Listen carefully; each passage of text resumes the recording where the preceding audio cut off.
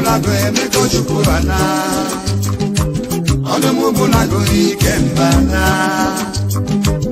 Odumu bulago emeko chukurana Odumu bulago ikembana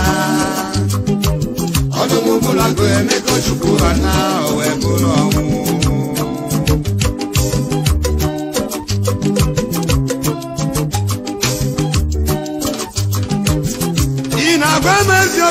Inagbameziokwu Onu na-agbameziokwu N'ọnwụ gburu di memego di mego Chukwu Onye butu ụwa mezi ife dịlịa O mezi ife dịlịa n'elu ụwa na-aba ọma ebulu ọnwụ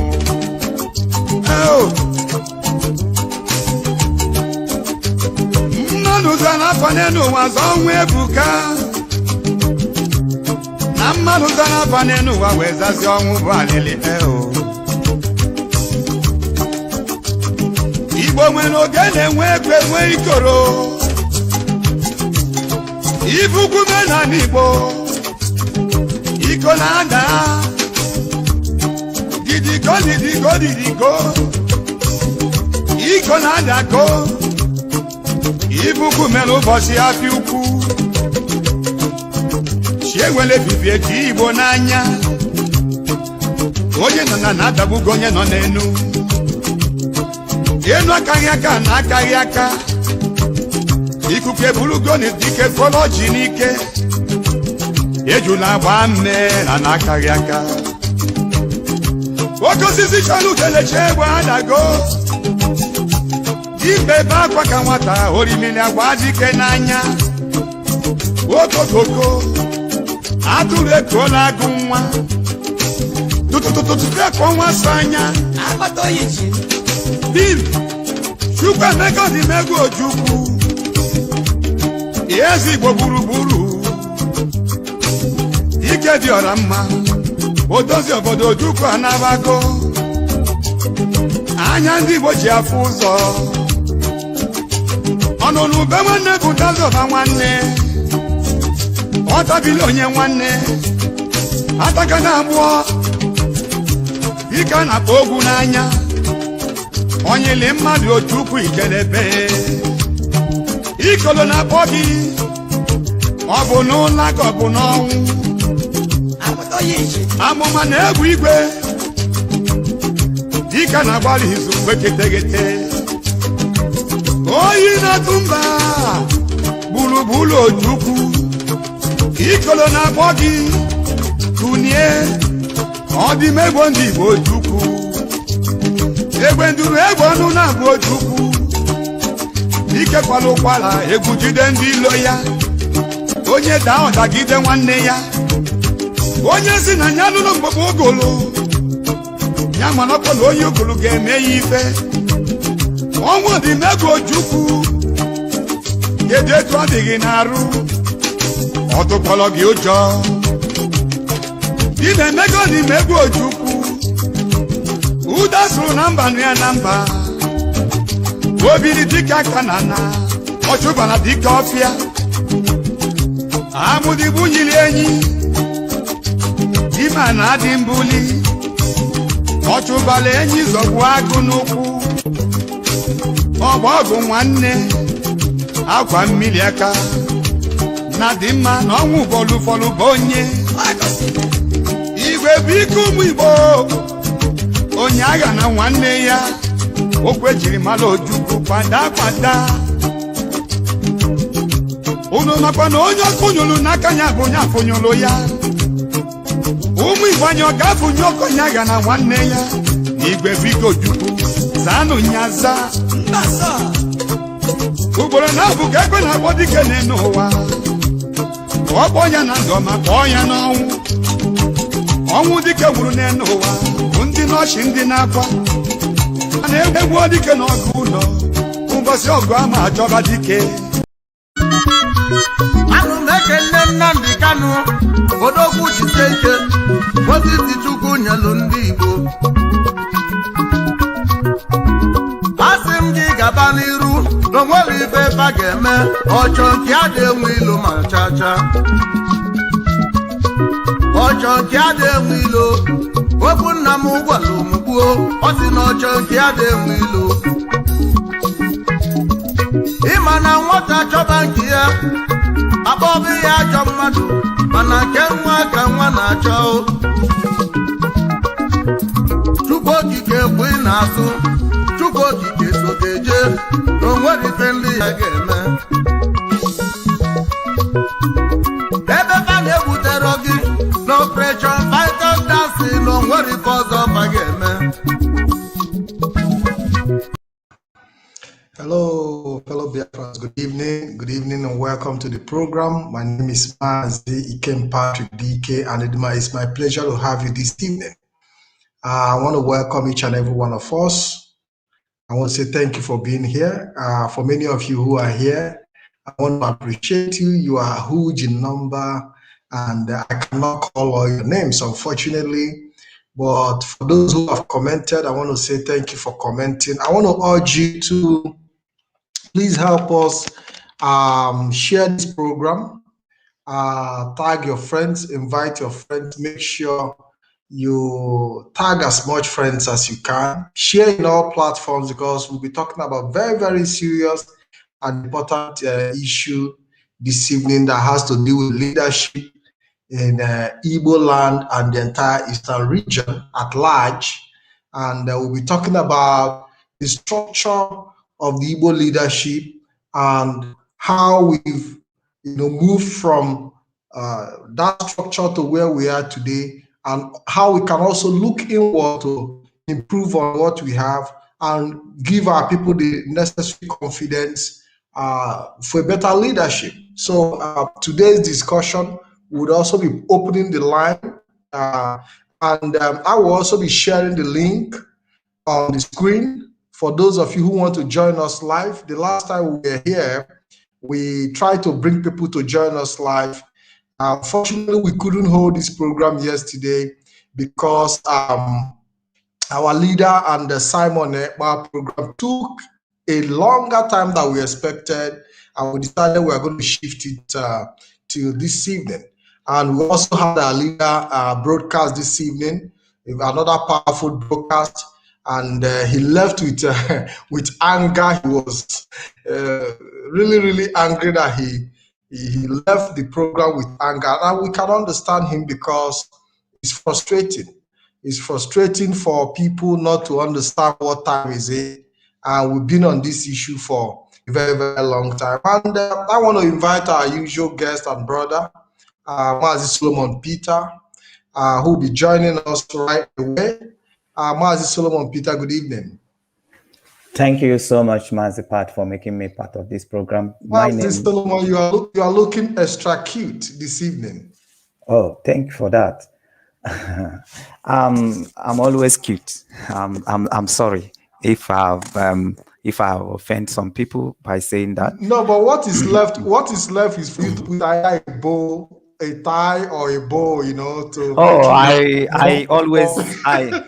I always wear like this without a tie or bow, even being in a suit. All this tie and the bow things is not my fashions. I like things simple, except in a real occasion. So that is by the way. So if I offend you by saying that I'm always cute, please forgive me. We all are cute. Thank you so much, Mazepat, for actually making me a part of this very program this morning. My name is Solomon Peter. Thank you, Biafran all over the world. I know everybody might be busy in one platform or the other at this very point in time, but that will not stop us from making this very program, because this program is special. So we need to make it. So if you don't have the privilege to join us live in these very programs, you also have the privilege to watch later and listen at your own convenience. But we are here just to make sure that we put the message in the internet, and the discussion continue. So, and we want to lead you into research. We want to lead you into thinking. We want to lead you into activating common sense. So that is the reason for our presentations. Our agitations are being fought in different fronts. You must be aware of that. You must be aware of that. And that is why you have to hear most of the broadcasters saying different things all the time. You need to listen to all. And for you to be able to locate the area where you need to play your part, because we are not jack of all trade and master of none. We must form power block, so you know where your skill can be able to function properly, so you can feast yourself there, join yourself with the discussion in which you know you can use to impart people. That's what we are doing. So we are not discussing one thing altogether, and all the platforms are not discussing one thing altogether. We choose what we do per time so that you can be the beneficial of all, and also to find out where your skills lies, because our struggle is skill based. This struggle of Biafra and the activities of the IPOP is a skill base. You can see it with the formation of ESN. It's a skill base. You need to be trained. You need to be skillful in order to defend your people, in order to serve your people. Okay. Now we have a broadcast yesterday with Simon Epa and our leader, Onyendumazi Nnamdi Kanu. And we too much appreciate our brother Simon Epa, who has been doing a wonderful job for Biafrans, who has showcased his skill. Because so many people who listen to Simon Epa, even he's online. I'm aware that he's online at this very moment. And I can always listen to his program later if I have something important to do online with Mazi Pat. And I believe he also listened to our own.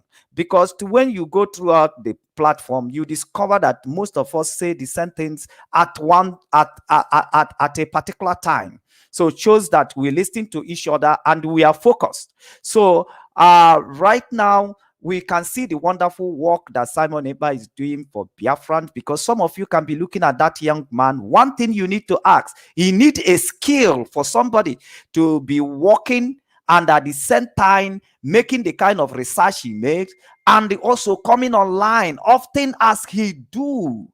It's not a job of a lazy man. It requires skill. That's why I'm saying that our struggle is a skill base. A lazy man cannot do that kind of job. You that always want to sleep, always want to rest, always want to drink beer, always want to go to fast food and carry your mat and your bed to the fast food, eating all manner of junk food. And when you come, you fall on bed like a tree that fall from the taproot. You know, you can't do that job. That's why I'm saying skill. You need to be skillful for you to be able to identify with our struggle. It's not a struggle. Sorry for this. It's not a struggle that you just have to come to seek for people's sympathy, for support, for people to support you out of sympathy, or out of your name is Uchemofo, or out of your name is Obido Bienu, because your name is Obido Bienu and they come from Anambra, so people can just sympathize. Hey, this Anambra man. Hey, this man from Abate. Oh, hey, yeah. Let me help. Let me at least give a accolade to him. Let me just upload him. He's coming from the same state with me. That's not what the struggle needs. Struggle need people who can sell out their skill at the cost of fighting for Biafra. Are you listening? People who come to sell out their skill in the name, in the cost of fighting for Biafra. You sell out your skill and people buy your skill, buy into your skill by listening to what you have to do for the cost of fighting for Biafra. That's what it takes. It's not storytellers. It's not people who we come to speak the best English and we come to occupy the best position. Never. It has to be very, very way of showcasing your skill. Igwe, he said, Igwe, but I don't know what you mean by please, let's stop all this rubbish here. Who are you talking to?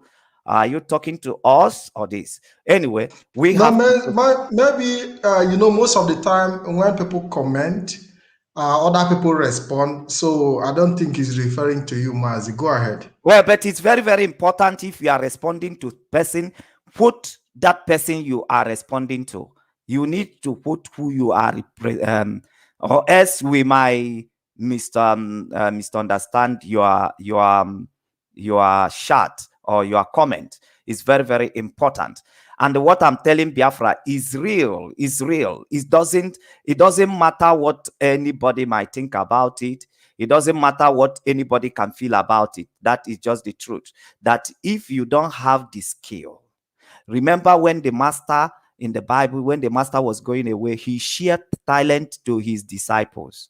And only the people who were given bigger talent to manage are the people who trade with the little talent that was given to them. A little talent that was given to them. So we must understand that our struggle is a skill-based struggle.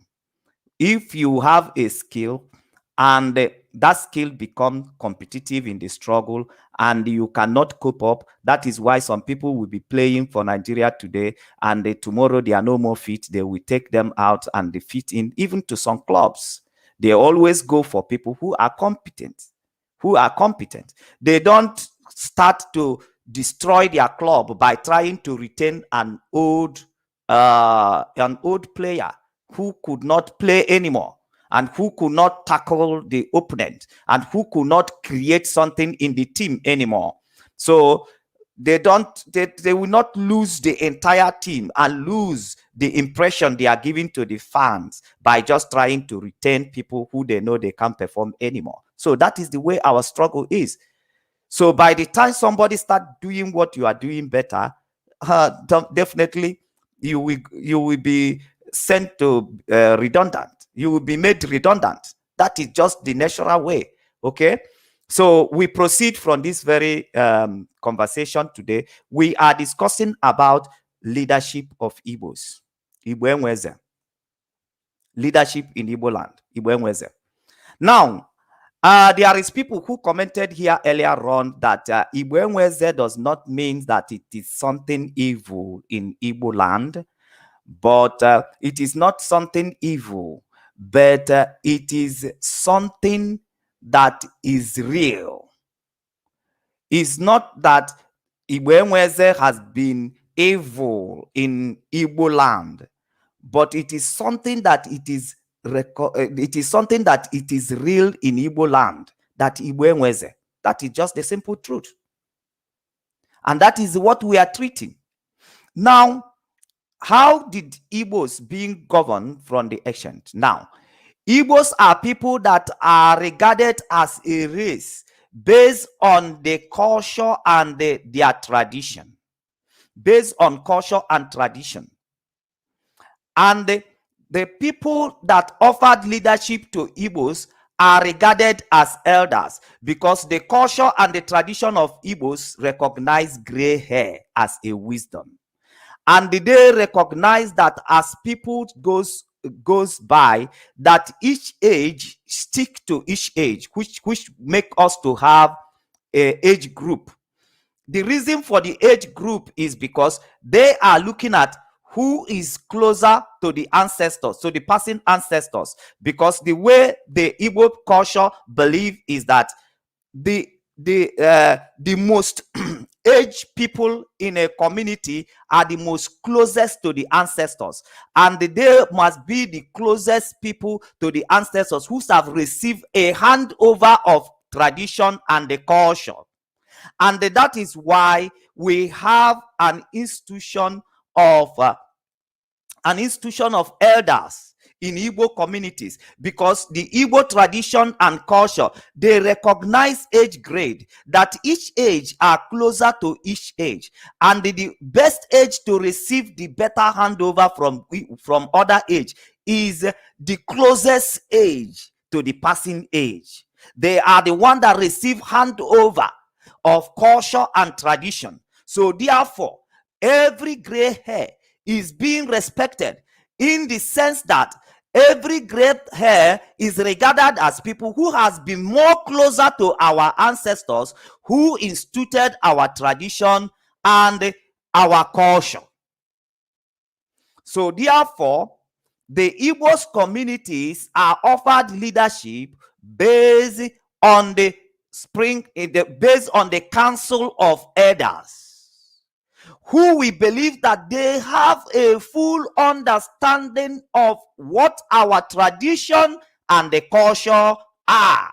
That when you come to a village, you want to find any refined and truthful information about community and about the people in that very community, you look for the people of gray hair, which we are regarded in Igbo land as elder.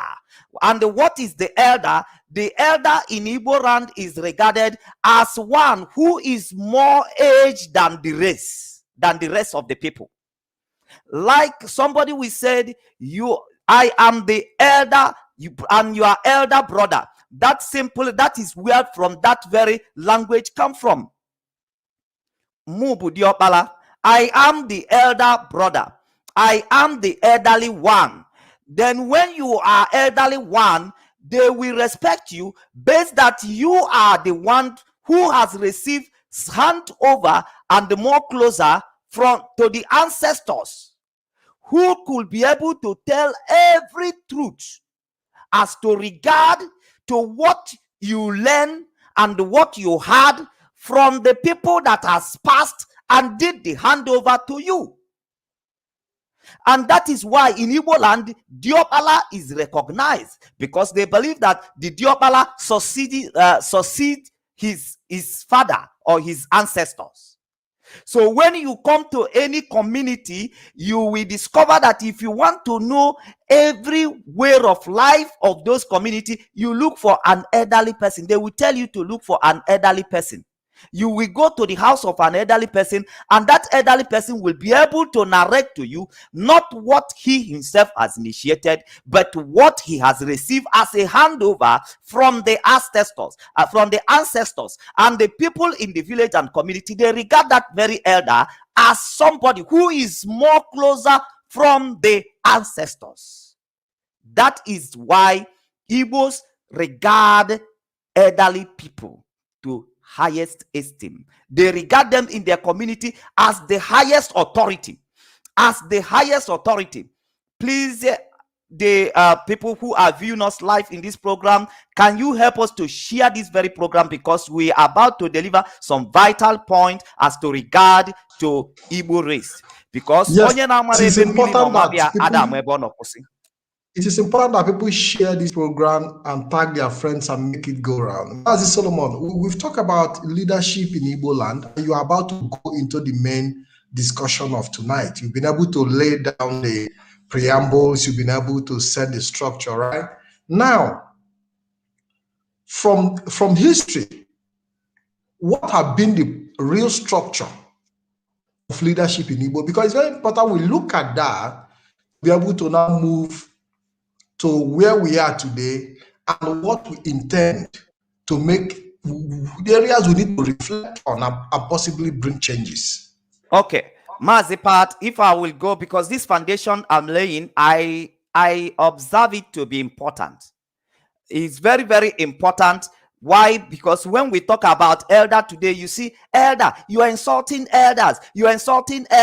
And you will also know why. When they wanted to practice what is not serious, what is not obtainable, then some group of people, they form what they call Spring Council of Elders. So you will know where these kind of people are coming from. And this issue of the insulting elders, you don't respect elders, you will know where these things are magnating from.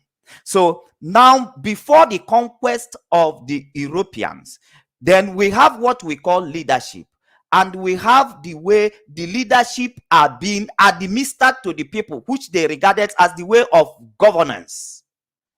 When you have institution of leadership, you will also have the way that leadership touches the life of the people which they are being led, which is regarded as the way of governance, the way that leadership are being dispatched to the basics. So now in a Igbo land, there is the leadership of all Igbo land communities is based on elderly people.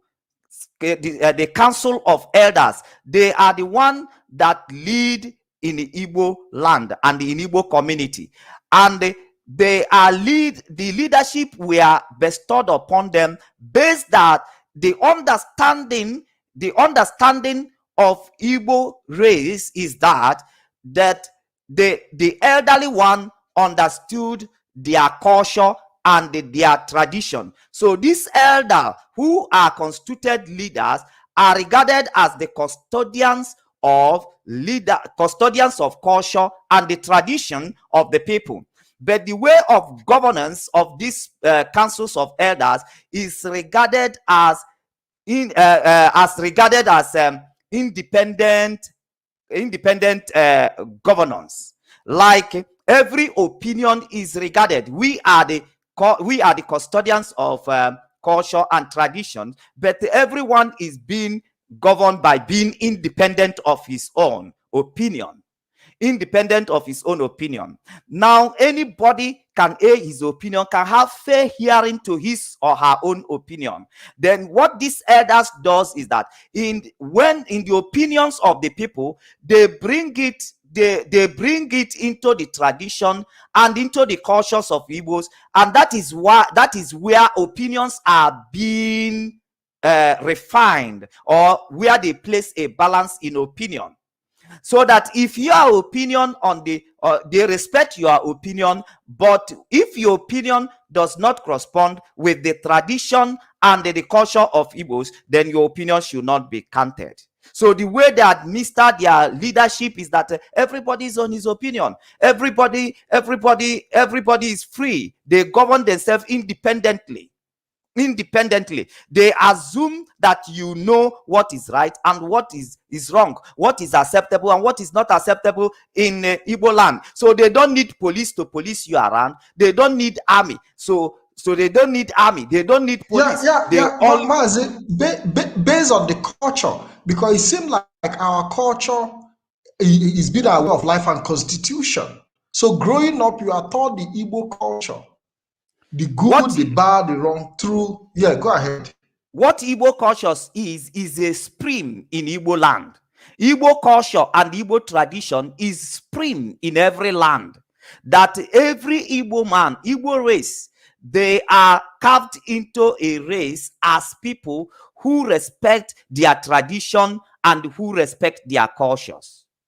So as long as you are aware of the cultures which we receive from our ancestors, then you govern yourself independently based on the knowledge of culture and tradition.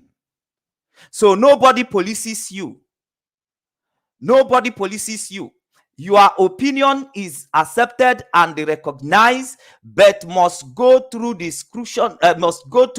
examinations of tradition, and the tradition, it must go through the examination of tradition and also culture. So that is the way we are being raised. So when we talk about elders today, so you will know what the elders represent in Igbo land. The elders are recognized as people who are the custodians of our tradition in the way of governance, in the way of leadership, that they are being ruled by the tradition and the culture of our people. So that is the way they are being ruled. So, and that is the way elders are recognized. That is where we respect elders, because we believe they are the one who has the truth about us, that they are the one who has the truth about our communities. But this is before the invention of the Europeans.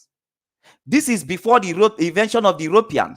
So now we are govern ourselves this very way, and this is where leadership are being made. And in this way of leadership in Igbo, there is no recognition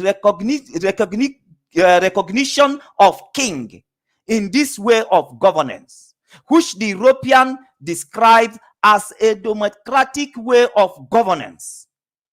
They recognize it as a democratic way of governance, a governance where you don't need to be policed by people. You just need to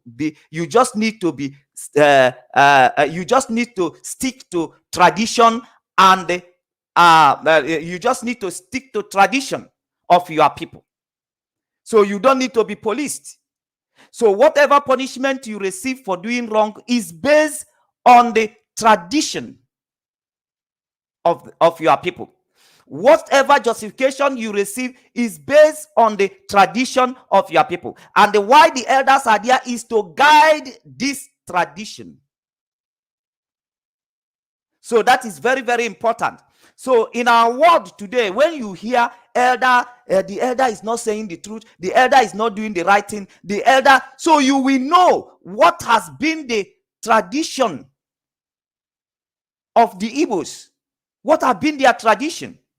That their tradition, that as long as you are an elder person, you are being expected to say the truth all the time and uphold the traditions of your people, to say the truth.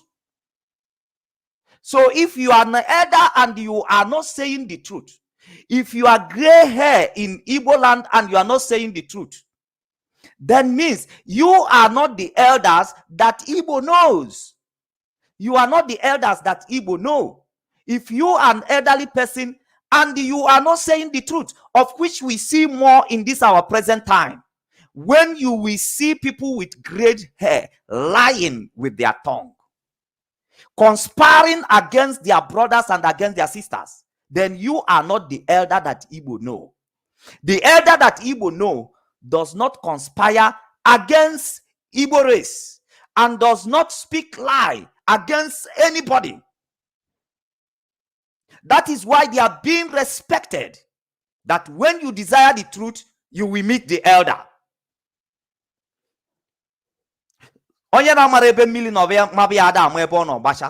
Now, in this way of our governance, it has become so difficult to recognize king. Nobody is recognized a king because we are being governed independently. We don't have a king, but we have elders who are custodians of our traditions, who are custodians of the legacy of our forefathers, the legacy of our ancestors. So, and everybody is being governed that way. So, they don't recognize king. But the time that European came to conquer our areas, they now introduced what we call Igwes, which are the warrant chiefs. Because that way that Igbos are being governed is a very difficult way, or is a very difficult way of life for the conquests. For the conquest is a very difficult way of life, because you have to deal with people individually. You have to sign treaties individually. You cannot walk on Igbo land and you say this is where you will walk in and you will sign treaty that will relate to all Igbos. Rather, when you sign a treaty in one village, the moment after few kilometers to another village, they will tell you they don't know what you are talking about. So it's very, very hard for the conquests. It's very hard for the conquest of the Europeans. So this is the way they meet us. So they now begin to give us warrant chief in order to fashion kings for Igbos. That is just the truth. Igbo enweze. It's just because of the way our forefathers has governed themselves in the past, in which kings were not recognized. People govern themselves. People are being governed independently. So this is what result to Igbo enweze. And we find it as a best way because through that way of governance, boundaries are boundaries are respected. Individuals are being respected in the communities. They respect the host communities. If you are not from my community, when you come to my community, you will be guided by our tradition. You will be guided by our tradition. So therefore, you will respect my territory. You will respect my boundary. And that brings lasting peace to people fighting about land and fighting about boundaries. So they live together as a people. When you respect me, I respect you. Like as English people said, that respect is vice versa. When you give me my own respect, I give you your own respect. Then peace reign. And that is the protocol that Fulanis are trying to break, because they are people who believe in conquest. Conquest simply means imposing their way of life on people by force. So therefore, they cannot have control of their destiny by the way of their life. Rather, you will have control of their life based on the way of your life that you impose on them. Mazi, to cut you short briefly, and I'll let you continue. I've seen in a country where I live, where you come in here and they tell you that for you to live with them, you must abide by their laws. You must abide by the rules and the regulations. And if you know you cannot fit in, even in Australia, the Australian Prime Minister at some point even told Muslims who came into Australia that if you want to live in Australia, you must abide by the law, you must abide by the rules and the regulations. But in the case of the Fulanese, they carry their own law and regulations and even want to force the owners of the land to obey their rules and their regulations. They even instill their own emir and whatever, and they make you to even, they want their own laws in your own land to be superior. They bring along with them their own laws, their rules, and they want it to be superior to your own. Must go ahead. So I want to make this very point very, very clear for people who are watching now and who we watch later. Now, we are being governed that way, and in those olden days, we find peace with that way of governance. So every village, what does that to represent Igbos? Every village has to send a representative. And in the few time of gathering of that representative from every nook and corner of Igbo land, they may, in many occasions, do not agree in one thing. And they keep seeing Igbo Enweze as their challenge. So Igbo Enweze has been the age-long time challenge of Igbo race. A long time challenge of Igbo race, because they want peace. They don't believe in conquest. They don't believe in stepping into another man's toes. They believe the tradition of Igbos is what you see in the Bible when Abraham called Lot and say, my brother, choose between. Do you know that you in Igbo land, when you come to create, when you separate work, we used to ikolu. When you divided job, the elder one will not be the one to choose first on that. When you divide a job, an elder man will not choose, because they believe that it's not fair for an elder man who believes to be more stronger than the younger one to be the one to choose the lighter job or what seems to be light. So in Igbo tradition, when you divided a job or when you come to farm to work, you divide each part anybody should work on. The person that will first take the portion should be the younger one, so that it will not be that the elderly one is giving a harder job to the younger one. Now, in the case of Abraham and the Lot, Abraham said to Lot, when they have conflict of boundaries, conflict of herdsmen, conflict of their herdsmen, and conflict of their farm settlement, he said to his younger one, his younger cousin, and said to him, please, let us not be in conflict between your men and my men. Please choose between the east and south where you can take, and I will choose the rest. He allowed his younger brother to choose a boundary, and the younger cousin, now choose a boundary, and that is the way Igbo people knows how to live their life. They maintains boundaries.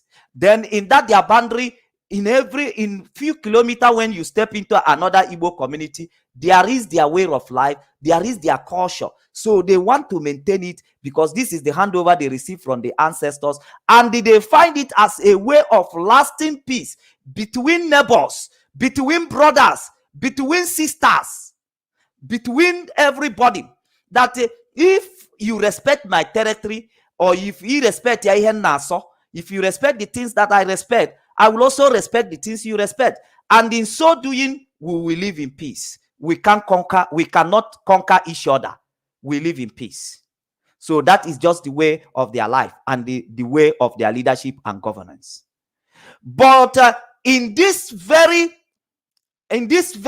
fantastic way of leadership of Igbos, and that fantastic of governance in Igbo, who shall provide a lasting peace to Igbo communities and the Igbo town, they still face the challenge of Igbo Enweze. And that is what we are doing in this very program. That this has been the challenge of Igbos from the ages. That despite how they are being wonderfully governed in their community, give me a 1 minute break. I will come back with a valid point.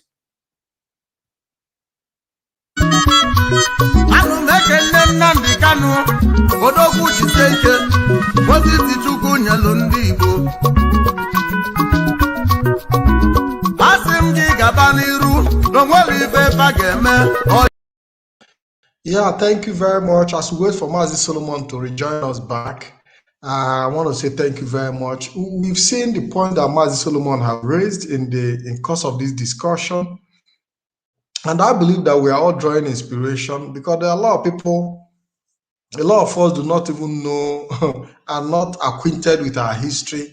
Many of us are even beginning to forget what history used to look like. Traditionally, we've left the land for a very long time. We've lost some of the vital rudiments of our culture, and we are bringing it back.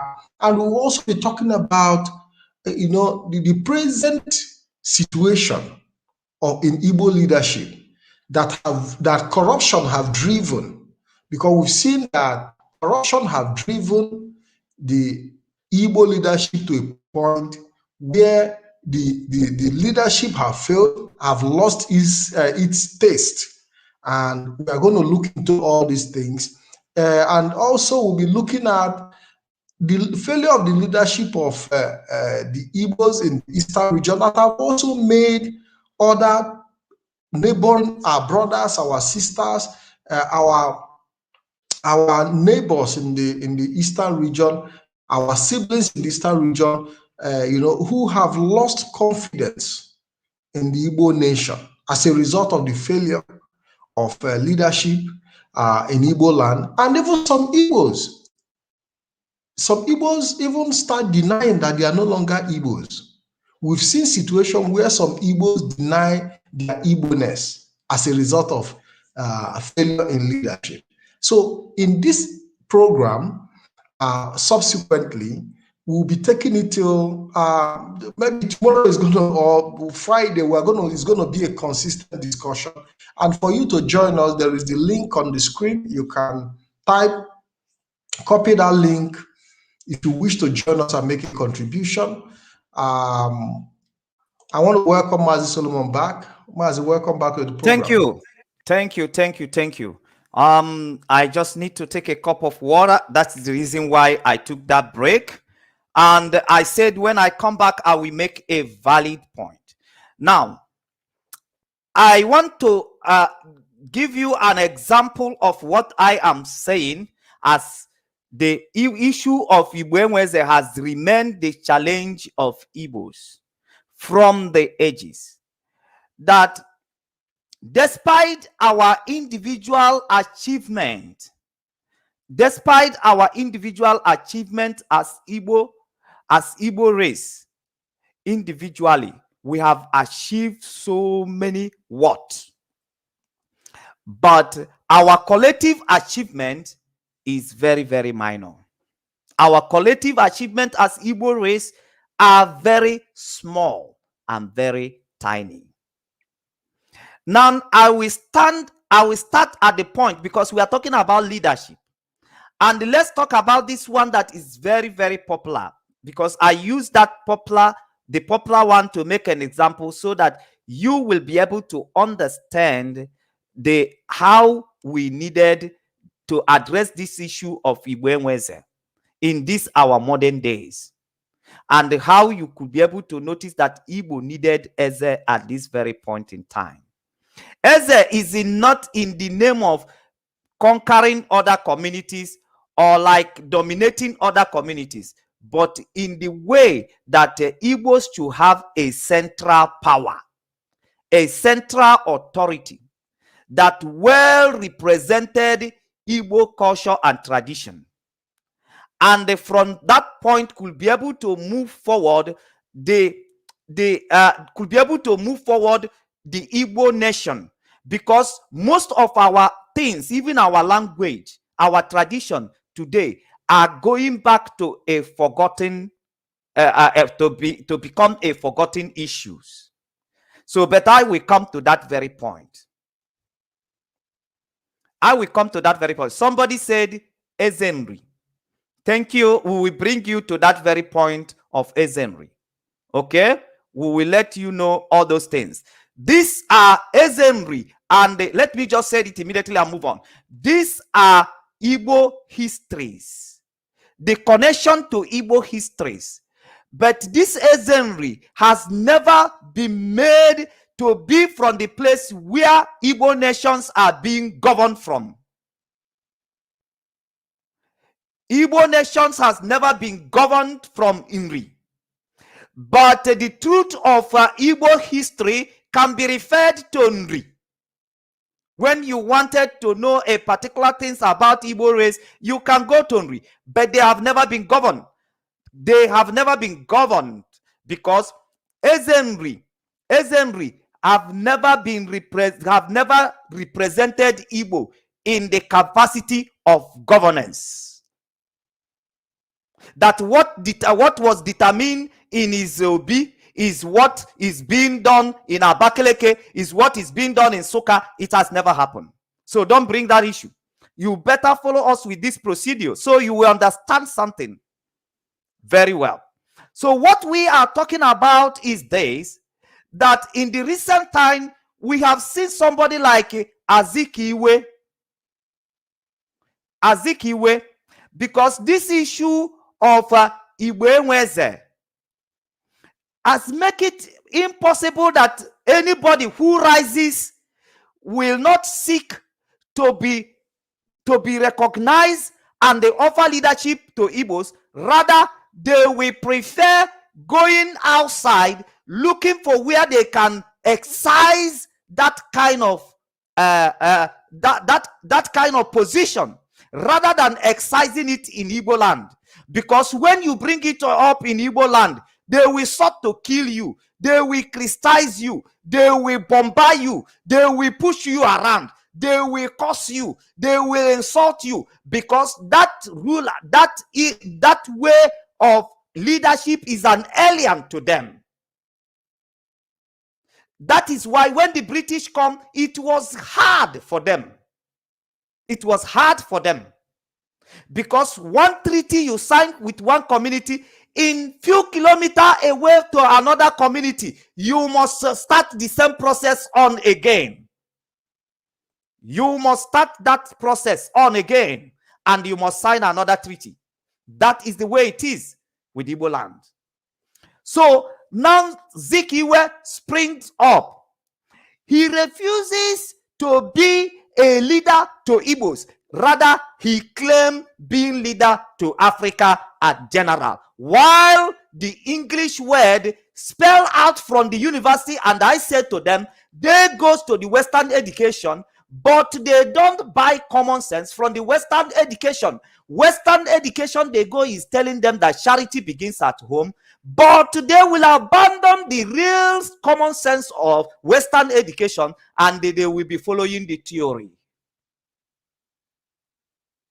Then instead of Zik, himself rising to be a leader, bringing reformation to the tradition and the culture of Igbos. Instead of him, he wanted to bless Africa from where he's not his basic ground, of which the English people tell them with common sense that charity begins at home. That in the rising of Zeke, in the education that Zeke acquires, he could have used it to fashion engine room for Igbo leadership. But he goes to a places where he is not welcome, where he's given a false sense of security, whereby abandoning his house. And I will make this point, I will move on, and I will always come back to this very point. That when this Zeke who run to Africa, run to Nigeria, when they push him out from the West, he came back and destroyed Igbo land by chasing out Eta from Akwa Ibom. He now see the values of Igbos. He come and demobilize Igbos, and he chased out Eta from Enugu with the ethnic of Igbos. Eyo Eta precisely. Eyo Eta, okay, let me call the name in full. Sorry for not calling the name in full. He come and mobilize Igbos, and he chased away Eyo Eta from the River Rai area of Biafran land of Igbos.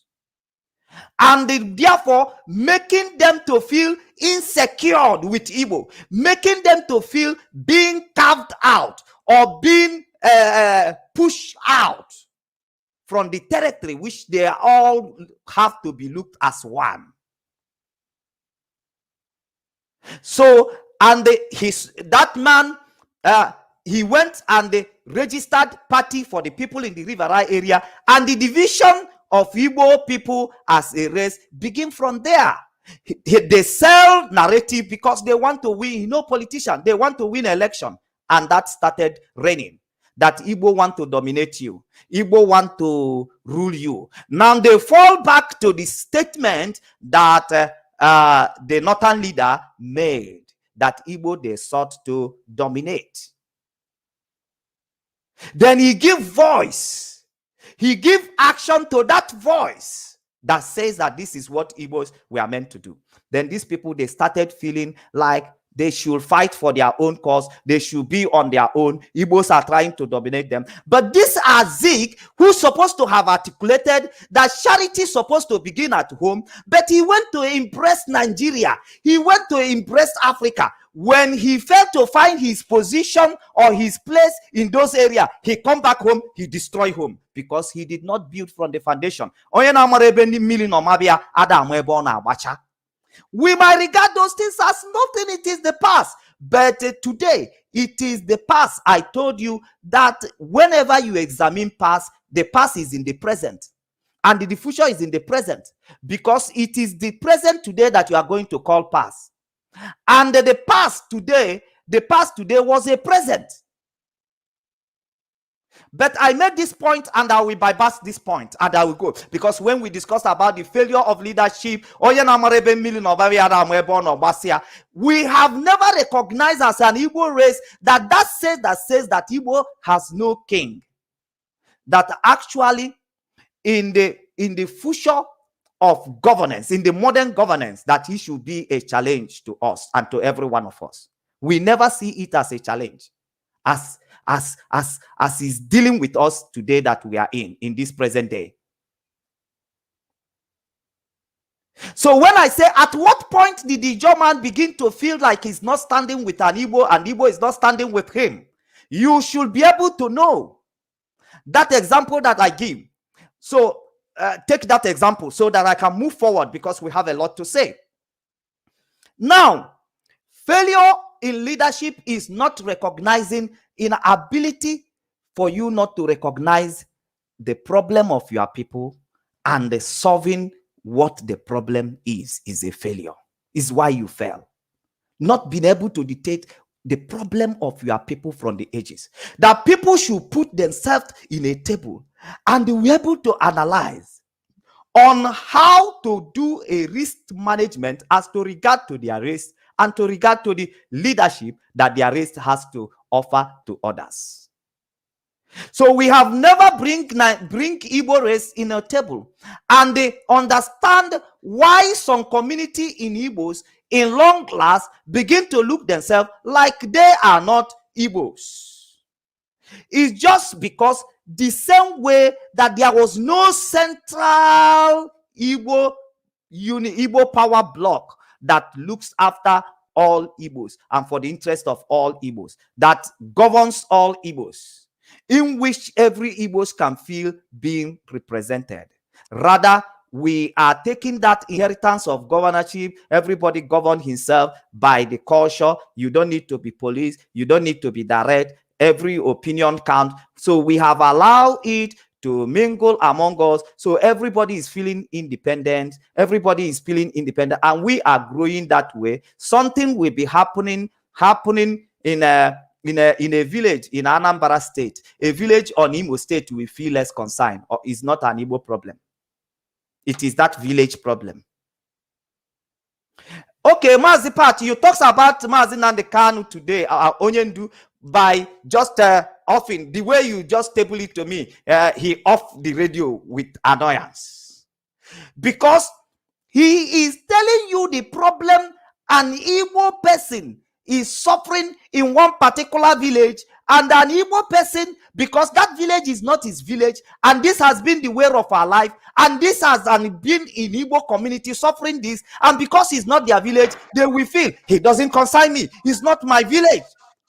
Mazi, and they will be busy eating burger in America while their Igbo communities are suffering. And just because it's not their own Igbo community, it doesn't concern them. Mazi Pat, name your part, because I said yes, I want to make a valid point. Yes, as a matter of fact, our leader barged out of Radio Biafra this evening out of the frustration of our people who have failed to reason and understand. And he barged out of radio, he off the radio and left because there are people who live in the United States whose village are under siege. And as long as they and their families are safe in America, the rest of their own village, we are not talking about other villages, we are not talking about villages nearby, their own villages under, as long as they feel safe in America, they are secure in America, they don't even bother. So these are the angers of our leader Mazi Nnamdi Kanu that made him close the program this evening in anger.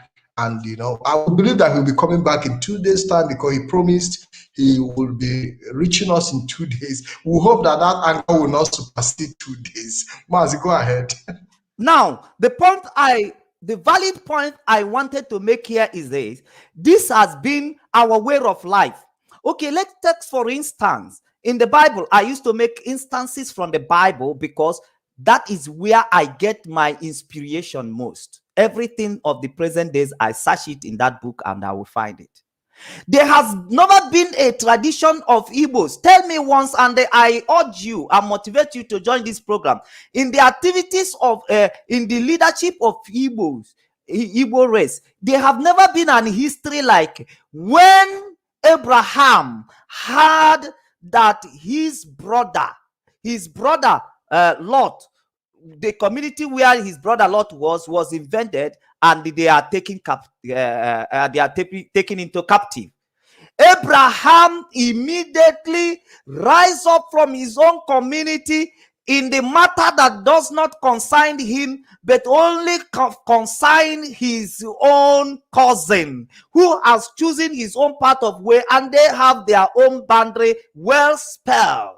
Then Abraham rise up, saddle the axe with his men. They go and they overtook those people who has taken their brothers. They have never been that kind of fight in Igbo land, where another community is being vended and another community rised up in defense of the communities that are weak at that moment, in defense of those communities. It has never happened. Rather, when it's happening in any community, we will always wanted it to be the issue of that community. It does not concern me.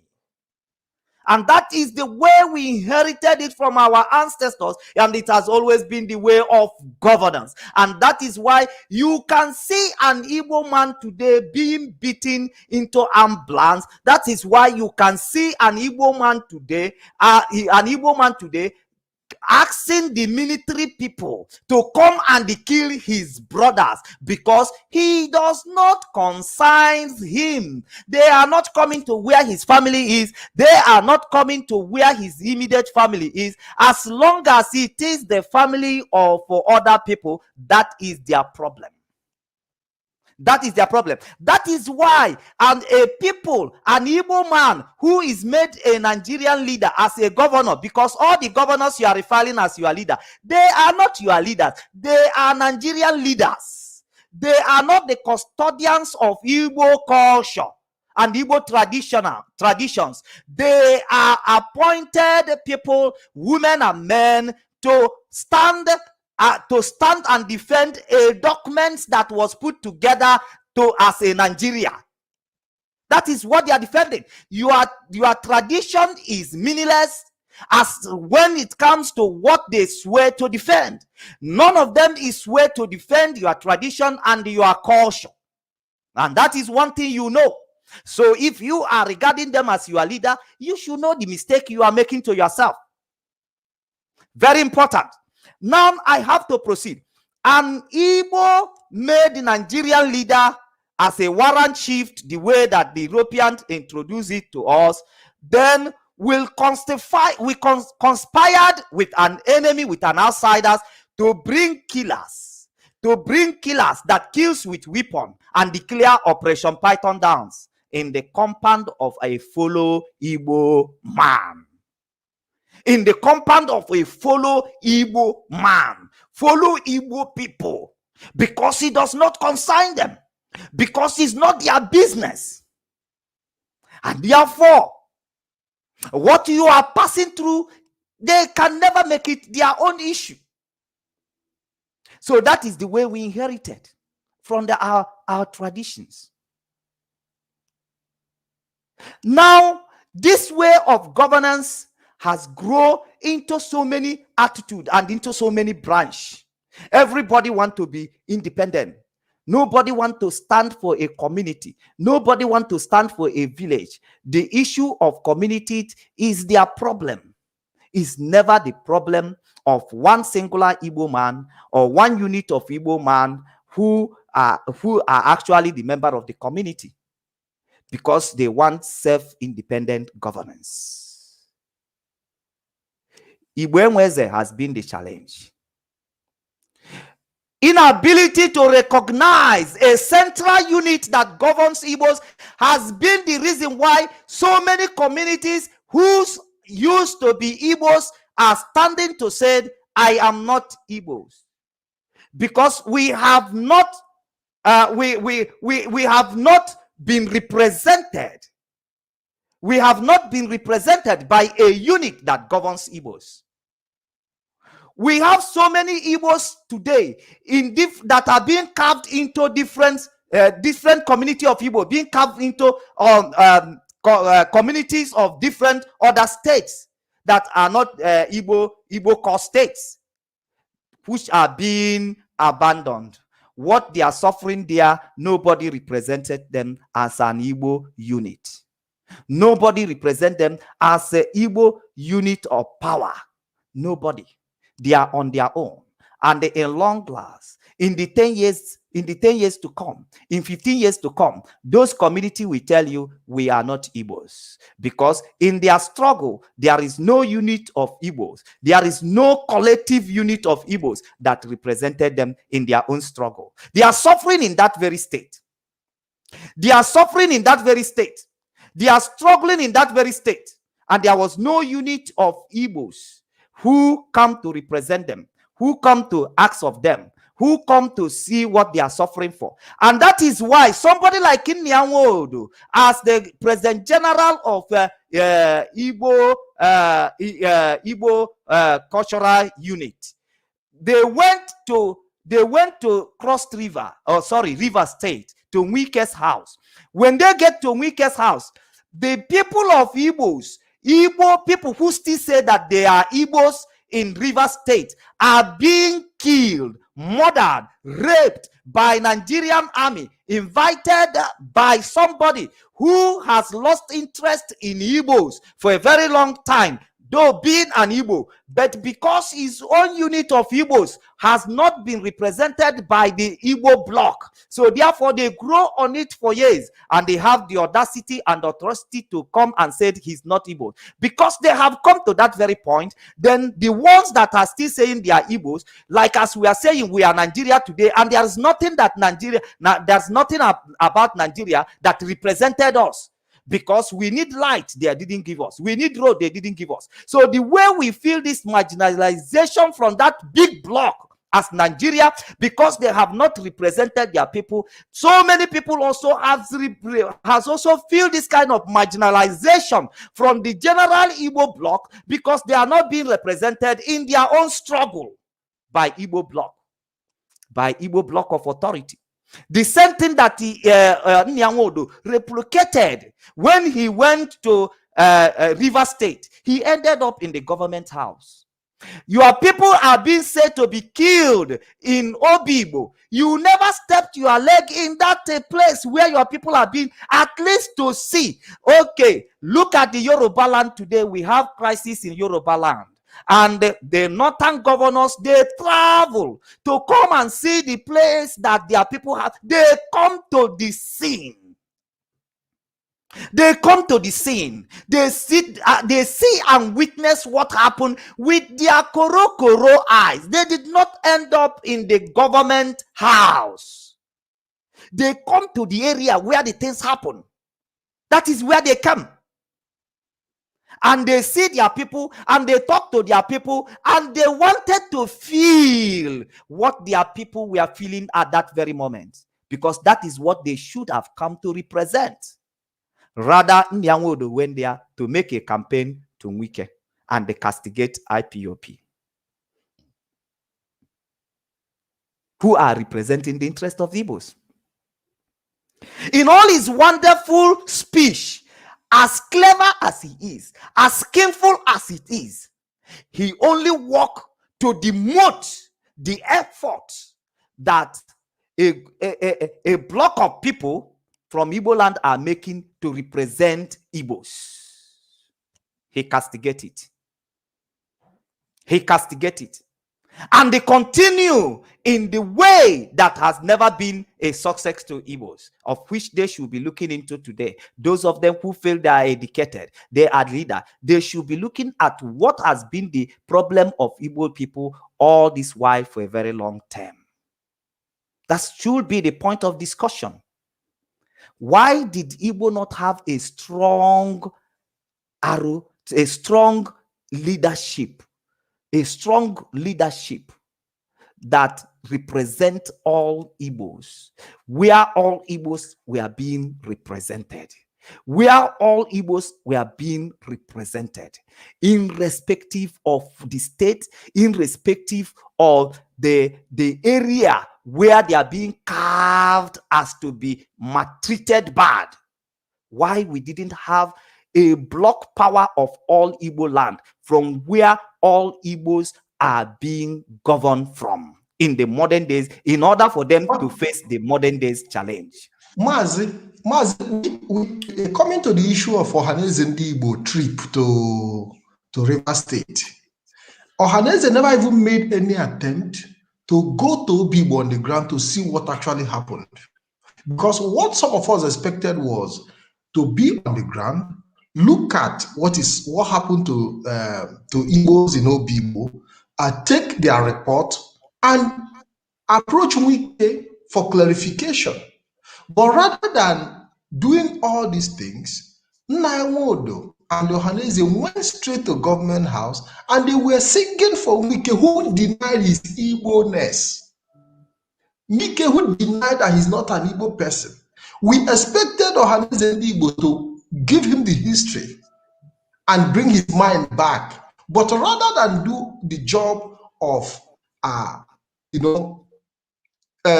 tutoring Wike and making him understand that he's an Igbo man, they were busy singing praises to him. Mazi Solomon, are you still there? And it was a devastation. Because when we talk about leadership, Mazi, yes, I am here. And I think that is the point that I have hit. Because when we say failure in leadership, people could be able to take the picture. Look at me. What a word or presentation via a word is what a picture represents. A picture represents that the mouth is trying to make you figure out what things look like and what things should be look like when you cannot take a neutral eyes to see it. Then the mouth, when the mouth is speaking, he wants you to capture the picture through via your eyes, even when you cannot see it. So that's what we are trying to do here, that when we say failure in leadership, you will know exactly by the example that we are giving you. Nyamodo went to River State. He ended his journey at Wike's palace. He ended his journey at Wike's parlor. He ended his journey in Wike's house. He never touched his leg in Obibo, where it was alleged that his fellow Igbo man are being killed. And it will link on that the people in Oyibo who say that they are Igbo today, and this kind of challenge are coming to them, and they expected that Igbos should come and represent them, Igbos should come and fight for them, Igbos should come and stand up for them, and they are not seeing those their brothers who they should hold on the by the reason of their majority, which they can behold as a leaders. If they don't see them in their own case, this will make them to start feeling we are alone, we are people. By the way, what is the need of saying that we are Igbos? We are not Igbos. We should be able to stand on our own. And this is where it comes, people denying and not feeling comfortable to answer that they are Igbos. Because, or even if the Igbo trouble come, they're still not going to be represented as Igbos. They are still not going to see Igbos standing up for them. Nyamodo reached there, he didn't go. That is the failure of leadership. That is, I've showed you how woefully they have failed. But Ariwa governors, they are all these governors you see, they are Nigerian leaders. They are not even the leaders of their people. But these people, being the indigenous people of those states, they are not far from their traditions. They are not far from the tradition of the Fulanis and the tradition of Hausas. They are not far from it. They are not far from it. They still know their basis. They still know where they come from. They still know who they are. That is why you will see all of them, even being the leaders of Nigeria, they are still defending Fulanis. They are still defending Hausas. They are still shielding the Fulani terrorists. Because Buhari is the president of Nigeria, but Buhari has never forgotten that he is a Fulani man. He knows where he's coming from. He still knows his tradition. He still knows the tradition of his people. But do you know what happened to the Igbo? Because of this very way of life and we not being able to see Igbo as a challenge to us, then do you know when the European come? All of us integrated into European tradition and culture. That is why so many of us are acting like a slave today, because they have forgotten who they are. They've forgotten who made them. They've forgotten the belly, the womb that conceived them. They have forgotten the womb that conceived them. They have forgotten the Igbo that give birth to them. They have migrated. That is why you see every one of us. We are in the Western world. Everybody want to be Onyocha. If you want to speak English, you know, you want to speak like European. If you want to act, he will not use his hand. Piapu. Noah Buka, his ancestors, he will ask you, give me spoon and fork. Give me spoon and fork. He want to eat like a white man. He want to wear like a white man. He want to speak like a white man. He want to act like a white man. He want to do everything. And that is why the Fulanis are taking advantage of them, because they have forgotten who they are. In such a challenge that Igbos are facing in Nigeria today, somebody will be sitting down in the Western world eating burger worth of $25, junk food that does not contribute to his health. He will prefer to eat that poison than to give out that money. For the interest of one another Igbo man or one another Igbo woman who is suffering somewhere, who is being raped somewhere, who is being molested somewhere, who is being harassed somewhere, instead of him to give out that money in support to help that woman or to help that man that has been suffering. He's not an immediate member of his family, so his suffering does not concern him. What he does is prefer to eat the poison that they sell in those fast food joint where they go. He prefer to eat that burger. He prefer to eat that junk food that he know that is a poison and pay a hard-earned currency for it than to help someone else who he's supposed to represent, who he's supposed to stand up for. Mazi, you talk about one point you come in, because I don't want them. I'm raising several points today because I want you to come in to treat all the points that I'm raising. When Isaac Adakaboro declared the Republic of Niger, what is the rule of Igbo bloc? Niger Delta, and declared the Republic of Niger Delta. What is the rule of the bloc of Igbo powers? What was their rule? They prefer fighting for Nigeria because they are not meant to understand what it takes to always remind yourself of your root. That is why so many of them are lost in America. Your struggle is not their struggle. That's why they will open up that thing Nnamdi Kanu is doing. He's wasting his time because they are not meant anymore to remember their roots. To remember their roots. The way they are fashioned has already come to the point where it does not matter to them to remember their roots. As long as they are comfortable here, they are comfortable in Australia, it does not concern them the news about what is happening. But remember the life of Nehemiah, who was in a foreign country in his comfort zone, but only the news of the suffering of his people, his mood changed. To the extent that somebody who's supposed to be smiling before the king has to notice that his mood was not right because he feels passion for the suffering of his people. And so many of us in Australia today, we have forgotten that people are suffering back home. We have forgot. So many people are in Kanu. They are in Kaduna. As long as they are dancing with their nyarinya in Kanu, eating and drinking, they have forgotten that their land is being taken over by Fulanis. So therefore, if you talk about the freedom of your people, they will rise against you and say, hey, you are risking us. We that are here in the north, dancing with our nyarinya, then you are risking our life, without them considering how much they are risking the people who are back home in the land of their ancestors. Now, when Isaac Dakaboro declared the Republic of Niger Delta as a struggle, why should you be coming here taking resources and you underrating the people who owns the land? We can't bear it anymore. We can't stay. Then they declare the Republic of Niger Delta. In that economic fight, they declared the Republic of Fighter. What was Igbo people doing then? What are they doing? When these people, who you know, today you want to remind an Ikwere man that you are an Igbo man. When that Ikwere man engaged into his struggle, did you come to stand to prove to him that you are his brother? We must tell ourselves truth, so we begin to correct so many trash that people used to say about people. At that time, as an Igbo bloc, what did you gather together?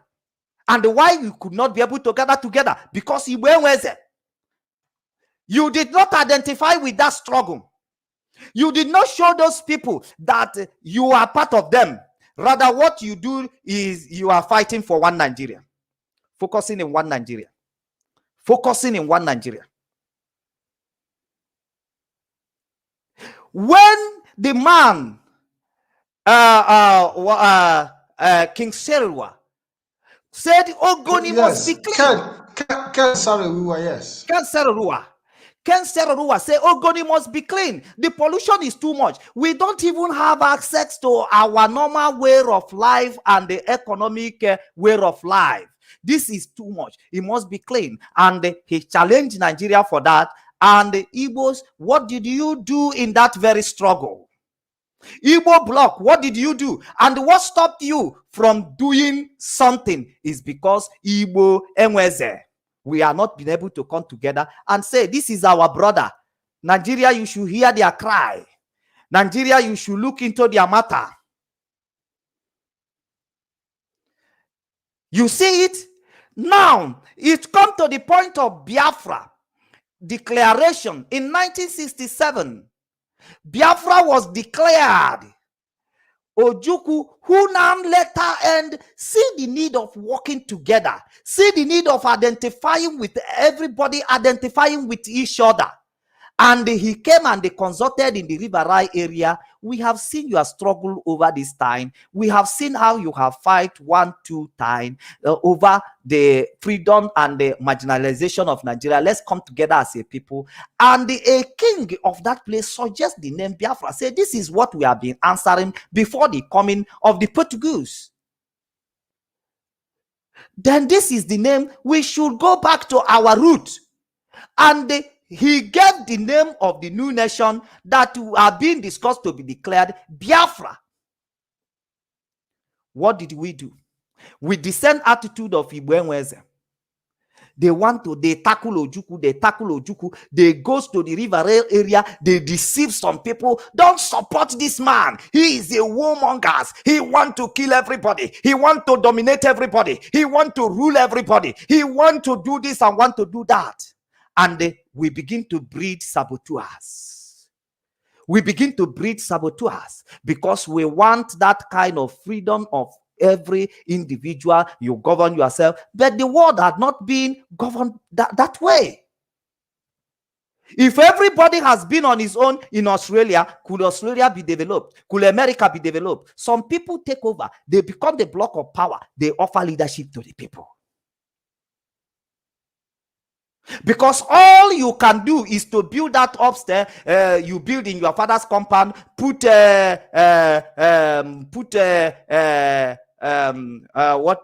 swimming pool on the compound, live in that mansion. That is what you can do. But how could that individual life affect a common people in your community? Is all of them bathing in your swimming pool today? No way. So these are the failures of leadership. Igbo Enweze has been the challenge of Igbos. And that is why we are not able to represent our people well. That is it. Because people ask me to come with solution today. Then I want to elaborate this problem so that when I hit position, when I hit solution, I will leave you. Because your brain is not bigger. My brain is not bigger than yours. You begin to articulate because we must consult. We must talk together. We must share our problem and provide solution. Now, when Biafra come, they stood up, they fought Biafra, they breed saboteurs left and right to ensure that that Eze Igbo Nenwero did not come to pass. They breed saboteurs. Instead of joining hands, how many Igbo millionaires did we have? How many Igbo Don Konyon did we have? That Ojukwu has to stand to fight with the resources of his father. Where are Igbo millionaires? Where are Igbo Don Konyon? And some Igbos are comfortable in America at that very time. Some Igbos are comfortable in England at that time, eating well, making dollars. But did they bring out their money? Failure in leadership. Failure in leadership. And today, the emergence of World Igbo Congress as providing solutions to you, and the emergence of Mazi Nnamdi Kanu as a leader of indigenous people, I want to ask you, don't you think that it's time for Igbo Inweze, in order to fashion out way of solving the problem that are peculiar to Igbo man, that are peculiar to Igbo man, that in all the leadership block that we have in Igbo land today is only Igbo World Congress that can come out boldly to endorse ESN. And the people who should be representing Igbos, should be representing Igbos today as Ohaneze and Igbo, have always find a way to fight this solution profile setup for a problem that is peculiar to an Igbo man. Because they agree that Igbo Enweze. They agree that there's nobody that will lead Igbos. They agree that nobody should be called a leader of Igbos. But today, the emergence of these people, does he need your support in order for Igbo Inweze? Because Igbo Inweze is to have that body who in day, night, in daytime, we make a John man feel like Igbo is my brother. That we make a Ikwere man feel like Igbo is my brother. That in anywhere an Ikwere man is being touched, Igbo block power will appear there and said, what are you doing to this, my brother? That we give the audacity and encourage for a Ikwere man that wherever a core Igbo man are being touched, he will rise up and say, I'm part of him. Why did you touch him? Why did you touch him? It's only Mazi Nnamdi Kanu in these days that we are hearing this message in his talk. Ohaneze Igbo is not talking it. That the part of Ohaneze Igbo come out in the person of Anyim, is that what is Ugwani? Is that Ugwani? Anyim Pius Anyim. Anyim Pius Anyim, to say that the president, the Igbo presidency that we are talking about in this era does not include those Igbos who are not in the 5 eastern states. We have already abandoned them where they are. We have already taken away their Igbo inheritance. We have already taken away what makes them an Igbo person. We have Mazi, they haven't given them the presidency. They have already started segregating among themselves. That is just the challenge. Failure in leadership is the reason why we are tearing apart. Because what leadership does is to bring people together. That we have to bring all Igbos together in one page. If we have not done it, because the people who has come ahead of Mazi Nnamdi Kanu, because they have not done it, that is why the work was very insidious and provocative. That is why Mazi Nnamdi Kanu has to talk things the way he talks. Because people that has gone before him have refused to do the job. And it is messed everywhere. They have messed up everywhere. I've given you instances from Zeke and what he did. There is messed up. There is messed up. They messed up all Igbo relationship with others. They mess it up and they want to win election. How can you win election in Nigeria with your small number? As they keep on shrinking you, very soon, Aboi State will tell you, we are not Igbos. Then you will be left with 4 states. And so many people also, they are going to go this way. Tell me your Igbo presidency. How are you going to win the Igbo's presidency against Ariwa, who are together in their government in their Mazi, governors forum. how can you even win the Igbo presidency when you have counted the Igbos in Rivers out? You have counted the Igbos in Delta out. You have counted the Igbos in Benue out. How are you going to make it, Mazi? Like That is exactly the point we are making. We are making point today. Some people are saying, what are the solutions? From the point we are making, you could be able to know what is the solution. What is the solution? How can you win the presidency where you are busy shrinking yourself? Last time it is handshake across Niger, but handshake across the place the Nigeria named South have never been confirmed, have never been established. You jump the Niger. Does charity not begin at home? That is what the same thing that Zeke did. He went to embrace Africa. He went to embrace Nigeria while he has not embraced the Igbos where he come from. He has not refined the leadership of Igbos as to emerge his equal, who has already organized themselves, have a front, have a focus, have a representative. And the Zeke was, and the Awolowo was able to give free education to his people. But what did the Zeke did to Igbos? He's busy pursuing Nigeria. And all of them, both the governors, what are they doing today? The same method of politics.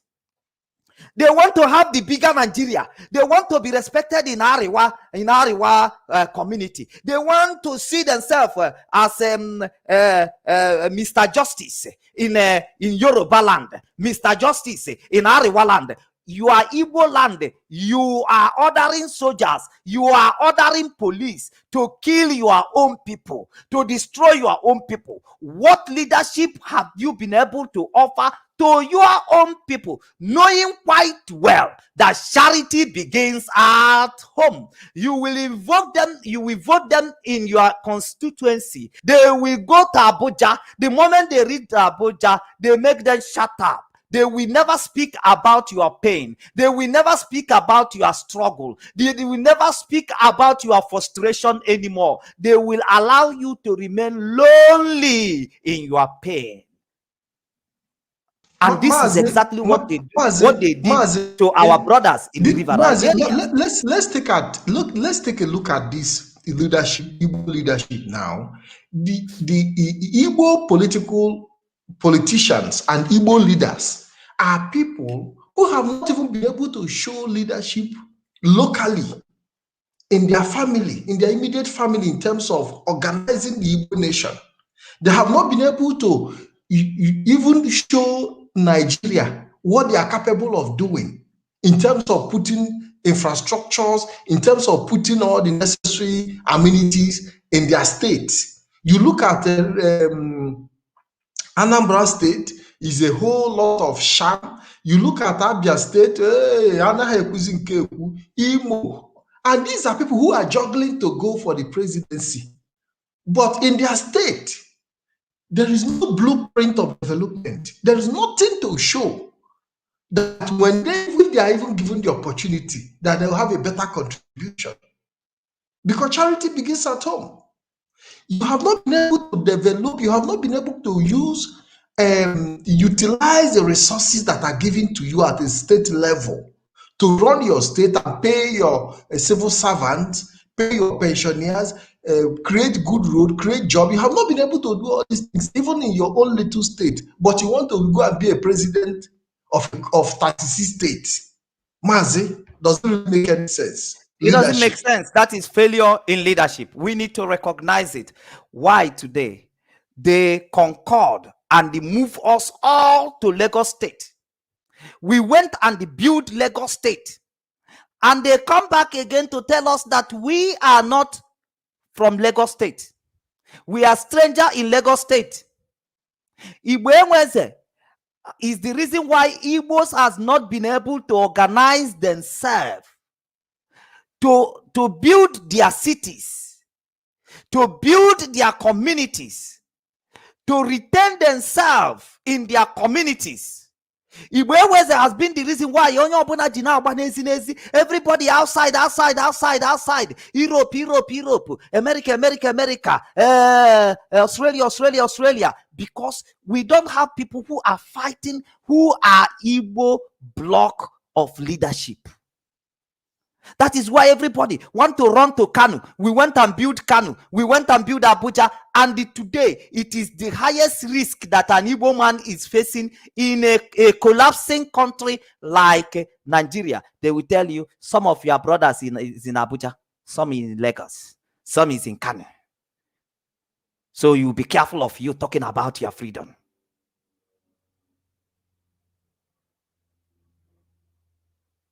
Somebody is saying that Ikwere betray Biafra. We are talking, you are just talking of what happened yesterday. Ikwere and the Igbos has been in that geographic area even before the coming of the British. We are telling you something that started early, before the betrayal. Are we justifying the betrayal of Ikwere man to an Igbo man here? No. No. But we are discussing about how we can make better leadership, and we'll be able to heal the pains of the past, and have a better relationship with everybody in that geographic area. We must find a way. We must know what has been our problem. I've given you instances when you talked about Ikwere betrayal to Biafra. That is just things that happened yesterday. But there is things that led to that natural feeling. Have you noticed you are living with your wife? If you have not been too friendly, and if you have not been acting in a very particular way, anytime, like some of you who are stiff, who are not flexible, who are not who doesn't play this sassy way of life, you don't play sassy play with your wife, you don't touch her, say you are beautiful, or say you are this. If that has not been your culture, anytime you do it once, that your wife will suspect you. The first question she will ask you, what is happening to you? Because that your attitude has been alien. And every attitude and body language you show to people is actually an information transferred. Then when the people get the information, they will begin to dissect that information in their own ways. You must show me that me and you are standing at every time. You must show me. Before that betrayal you are seeing, we are betraying ourselves. What are you saying about Ikwere betraying Igbo? Igbos betraying Igbos. We are seeing it every day. You are talking of Ikwere. We are talking to you to make you to understand what has been this very problem. Because there is no power that recognizes the interest of Igbos who can step into a matter and resolve it and represent everyone. We even see Igbo communities killing each other as a result of boundary dispute. We've seen that happen recently in Ebonyi State. These are brothers that share the same boundary, and they are killing each other because of boundary dispute, because of lack of leadership. So what I'm trying to tell us here is that you will be warning them about something, they will pay careless because they are self-sufficient. Every Igbo man will brain, more capacity. So he will not wait for you to begin to tell him what to do. But that is the advantage side of that kind of nature, because everything that have advantage has disadvantage. When people study their strength and they fail to study their weakness, then your weakness is what is going to bring you down. You know that David knows that God is with him. Whenever it is battle, he will go. He knows that he will succeed. But he never take time to study that he is loose when it comes to women. So for him being loose when it comes to women, he's supposed to know that his weakness, so that you will put a very strong measure as to prevent that your weakness from bringing you down. So we Igbos, we have our strength. Like we can think fast, we can work hard, we can do all that. But this our weakness of not recognizing king, of not allowing to be led by, or not allowing ourselves to be led by arrowhead. What advantage do you think it has caused to Igbo man? That is what I'm discussing to you. And if we must begin to succeed as raised, we must go back to recognize our origin and then begin to solve the problem affiliated to our origin. Ndị na-eje ekpere ezinụlọ, always ezinụlọ, this is how they do it. That is why they will tell you this is from your ancestors, your origin. That is where you are going to solve this very problem. That we have been Igbo people named to be Republican, but our nation did not allow us to recognize arrowhead in leadership as to have general power block that represent everybody. And this is the time to work on it, because in the modern world we are being beat hands down. In Nigeria we are almost coming last. We brought ourselves to where we are today because of Igbo. We don't want to recognize that leadership when it spring up. Rather, we will kill it. We will kill it. Ojukwu spring up, we sought to kill him. Nnamdi Kanu spring up, we sought to kill him. Every leader that come, we sought to kill him.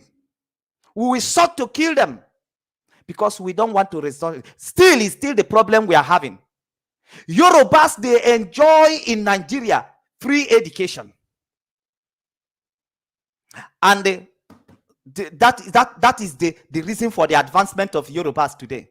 Which one do we enjoy? It has always been struggle, because we don't want to restore power block that will lead Igbos into the modern world. Instead, we prefer integrating our way of life, culture, everything. We integrate it into the European way of life. We forget our origin. An Igbo man in America today, if he sees you, he doesn't want to greet you in Igbo. He doesn't want to talk to you in Igbo. He will take you, he will make you to understand he has the American tonation. Ah, fuck you, man. Amen. Amen. Amen. Because even when they come to speak in public, they want to tell you we have forgotten our origin and we have lost in the history. We have lost in the history. Things about the warrant shift is that Britain installed the warrant shift for their own interest. We allow ourselves to be westernized. We have forgotten our root. And that is why we have not been able to figure out what is our problem. Because if you are based in our culture and tradition, would have known today that that Eze that we refuses to recognize is actually the challenge that Igbo man is facing. That the day we will break that yoke, the day we will break that yoke of not recognizing when someone is leading, when someone is directing, the day we break that yoke, you will see Igbo marching. You will see Igbo race marching. You will see all breaking relationship that existed between them and their brothers in the riverine area. You will see them emerging together in power, in authority. But as long as we retain that fault in our traditions of Igbo, my brother, the present world we are now is that when they succeeded in dividing you, they will succeed in conquering you. That is the modern world. It is not in that world where our people respect each other.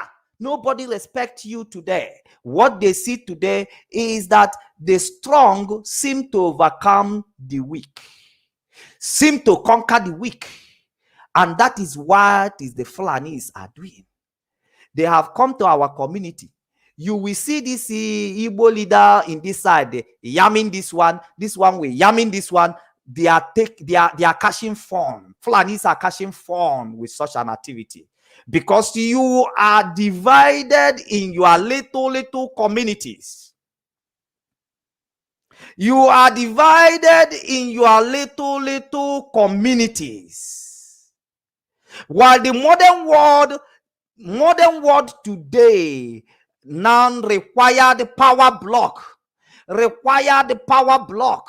that the Igbo race need to come together, that Igbo race need to speak with one voice, that Igbo race need to have one front to be able to confront a problem that is peculiar to them. And if we fail to do it, my brother, we will destroy ourselves. We will destroy our race because it's already happening. Your language is vanishing. Your tradition is vanishing. Your religion is vanishing. Everything about you is being conquered. Your language is being conquered. Your tradition is being conquered. Your way of life is being conquered. And everything about you is being conquered in America, conquered in Europe, conquered in Australia, conquered all over the world where you are scattered. Even in your own father's land, Fulanis soldiers are marching in to conquer you because you are in a small unit of power, small. You are not been able to come together as a people to have a powerful power block of a people in order to solve a problem that is peculiar to you. And once you fail to do this, you are going to be conquered gradually. Small time, there will be no language like Igbos if we allowed ourselves that way. Small time, there will be no traditions like tradition of Igbos. How many of you today in Europe that can remember anywhere I've mixed up with Indian people who has been here for ages, but they have never forgotten Indian tradition? I've messed with Chinese here who has been here over 100, but they have never forgotten. They have never allowed themselves to be westernized by being in Australia over 100 years. They retain their cultures. They retain their originalities, where they come from, because they have people who are leading them. They have people who are representing them. They have people who are solving their problems. But how many of you in Europe today that still can remember the culture and tradition of your people, or of Igbos? How many of you in America today, you have been so much America that today we are talking about the conquest of the Fulanis in our land? To you, he doesn't. To you is Nnamdi Kanu, because they did not kill him the day that you Igbos for failure of leadership gang up with Nigerian to kill him, because you did not kill him that day, and he's still talking today. To you, he's eating money. I contribute to Nnamdi Kanu, so he will be eating money. But if he had died that day, every one of you would be praising him today. Oh, that guy would have done something. If he has continued till today, Ali would have been something different. That is what your Toli should be today. But because he's alive and he's telling you solution on how power block can be able to help to treat a problem that are Igbos, that are peculiar to Igbo problem. Now, Oriego kob, scammer kob, Oriego, ego ejiafo. If I contribute to Nnamdi Kanu, we put it in his pocket. If I contribute to Nnamdi Kanu, we use it to order food that he will eat. If I contribute, Nnamdi Kanu will use it to buy suit and wear. Nnamdi Kanu will be richer than me. Nnamdi Kanu will begin to be richer, popular than me. But there is people like Nnamdi Kanu who has the talent of Nnamdi Kanu in the world, who are richer than nations by just selling their talent to the world. But he decided to use his own talent to serve you. Do you think that it is easy to get such brain that is as speed as the brain of Mazi Nnamdi Kanu? Do like him now. That kind of speed in brain, you don't get it anywhere. You don't get it anywhere. You don't get it anywhere. That person who will always be uncontented, uncontrolled when it comes to matter that reflect to his people is a gift from God. When it's come to his people, when it's to his people, his anger will be touched immediately. Is a gift from people. A man who can have concern for his people in every bit of the word that he has to speak is a gift from God. And that is how a rest is being reserved. That is how a rest is being reserved. Because a Lion of Judah must guide the Israelites, not the Lamb of God. A Lion of Judah is the reason why Israel will not be invaded. Is the reason why the border of Israel should be protected. The Lion of the tribe of Judah is the reason why Israel should remain a nation. Is the reason why Israel will live in the land which God chased other people and give to them. Is not the Lamb of God. They will capture and put it. Some people will even steal goat. Mazi, I don't know if you have seen where people steal goat and put it in their bag, and they carry it conveniently. Where they steal sheep, you can steal sheep if you're a lamb. You want to be political correct. You want Arewa people to love you, and why you are decimating your people, killing your people. You want other people. You want to impress other people, whereby destroying your own home. That is playing the role of a lamb, which in their Arewa can steal you, put you in their bag, and they walk out conveniently. But can Arewa steal a lion and they put a lion in their clothes? Impossible, Mazi. Can you steal a lion and the lion will stay in your bag and you will be able to sneak and walk out confidently? No. Is impossible. Nature forbid it. A lion cannot, the son of a lion cannot lost in a strange land. In a strange land. For you to protect the interest of your people, you have to be a lion. When a lion roars, the forest will be in trouble. Will be in trouble. That is what lion. And the lion supposed to have a bube. That even when you see where lion is dead, you are running. Because you cannot differentiate the dead and the living lion. You need to be a lion to protect the border of your people. And that is the position Mazi Nnamdi Kanu has risen. And that is the position that so many people are raising, and which we needed to give support, because that large block of power has more to do. Igbo na-akpọ ya Thank you. Agune Chamber. We need Agune Chamber. The bigger block of power of Igbo race. We need to solve the problem of Igbo. In this our generation, we must say no. Our fathers, they are very successful because there is a mutual understanding and there is a respect. There is a respect among them. But the present world, the modern world, can never respect you until you respect yourself. Until you respect yourself. So it is time we solve that problem. We are, every Igbo man today, what I will be asking you, look for this power block That is why we will ask you, join IPOP. We want to have power block that represent Igbos. And that is why we are supporting Mazi Nnamdi Kanu. Not because anybody presenting to us said, this is a perfect man. Like Jesus was announced, this is my son, hear you him. Nobody present him to us that way.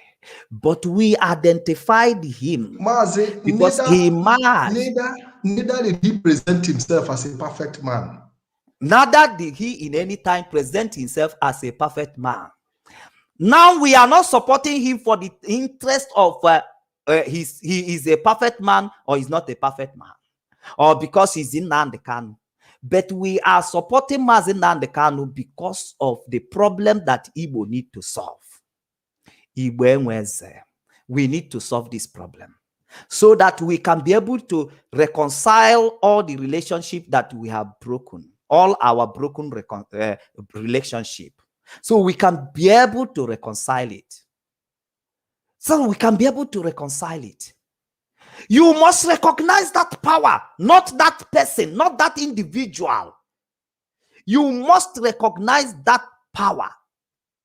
Even if you want to criticize anything about the personality, first of all, for you to criticize, recognize the power, recognize the authority that people has constituted in the position of Mazi Nnamdi Kanu. Then come in to contribute. Struggle is on stages.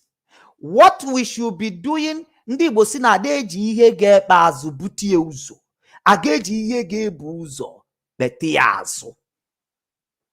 There is job you can do before you can start including. Can somebody just start building a house?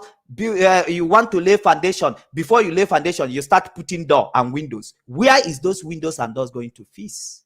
Those things you criticize about, do you think if we start there, we will be able to make headway? We will be able to solve this problem? Because you would have followed, and when it comes to the point where those things has to be put in place, then you will find your role. You will find your role. And that is what we are not doing. When we come in, we will not like to excise that patient, make that sacrifice. And I have said it here that anybody who is making sacrifice for people and you are reminding people the sacrifice you are making for them, then that simply means you have evil intention for doing it, because you don't need to mention your sacrifice to the people. Why? Is because every sacrifice is selfless service. You can never wanted it to be reason for people to recognize you. It's a selfless service. That is sacrifice. Igbo World Congress that has come to say we support ESN. That is leadership. It is time for us to begin to look the role that we have to play with the Igbo World Congress. Igbo World Congress. It is time, because we need such a power block to represent Igbos. People who can go to River State when it is says that Igbos are being killed in River State at Obibo, and immediately they come to River State and they will march their leg into that land to see that their brothers who are at the receiving end, not like Ohaneze Ndigbo. For the matter of fact, Ohaneze Ndigbo should be the kind of the power block we are talking about today, but it is the arm of politicians. It is the arm of politicians. It is the establishment of politicians. They have fell in the area which they are being called to function. If they should go back to our traditional culture as I established, you discover that the role of elders is to know the tradition and the culture of their people, and they bring it forward in a way of uniting Igbos in one front. That should be the work of Ohaneze Ndigbo. But did they bend down to know the culture of our people? Rather, they have been running to Abuja, playing politics with one governor or the other. And instead of making that property of the block of that power to be the power of Igbos, they make it the power of Mieti Allah. That Mieti Allah has to recommend who become the president general. Instead of making that power block to be a property of Igbo man, they are busy running errands for the governors, conspiring with governors to bring army and soldiers to kill their own people. That is failure of leadership. Failure of leadership. We will continue in this program. I have touched so many points. It's left for you to go on research. You need to join us in this very program. You need to lend your voice, because every power block that is coming to represent Igbos, you need to support them with all your strength. Why are you lost in America? As an Igbo man, why are you lost in your tradition? Why are you lost in the way of the life of your people? Why have you totally been taken over by traditions that is alien to where you are coming from? Why do you allow yourself to be run over? That is a conquest. That is the conquest that we are talking about today. You have been conquered in Europe. You have been conquered in America. So when the issue of your people are being discussed, you prefer position in Nigeria that is destroying the tradition and the way of life of your people. You will prefer recognition there. And when they pursue you, then you will come back like in Nnamdi Azikiwe to destroy the relationship we have with our Riverine people, by trying to use the cunningness of politicians to destabilize the everlasting relationship that Igbo have with other of their brothers. And that Igbo leaders you refuse to be when you went to impress Nigeria, impress Africa, when they chased you out, when it become hot for you, you will run down to that Igbo which you have not given attention to. It is only when they push people out, they remember they are Igbo. They remember they come from Anambra. But when they have a time to build a power block that will represent Igbos, they will forget their Igbo heritage. They will forget their Igbo-ness. That is what is clean us. And this time we have achieved nothing with Igbo Enweze. We have achieved very, very less with Igbo Enweze. It is time for us to try Igbo. Eze Igbo. It's time for us to try recognition of Eze Igbo. People who are leading Igbo. Igbo doesn't mean your own town. But why can you say Igbo and Igbo is Owerri? How can you say Igbo and Igbo is Abia State? How can you say Igbo and Igbo is just Anambra State? Igbos are Igbo generally. We must be represented. Igbos are Igbo who are in Benue. Igbos are Igbo who are in Delta. Igbos are Igbo who are in River. Igbos are Igbo who are in Akwa Ibom. Igbos are Igbo who are scattered everywhere. These are the people that we require power block to represent. To represent. Or else it will be failure in leadership. The failure in leadership. Do you see why you need to support the emergence of power block like IPOP? Do you see reason why you need to support emergence of power block like World Igbo Congress?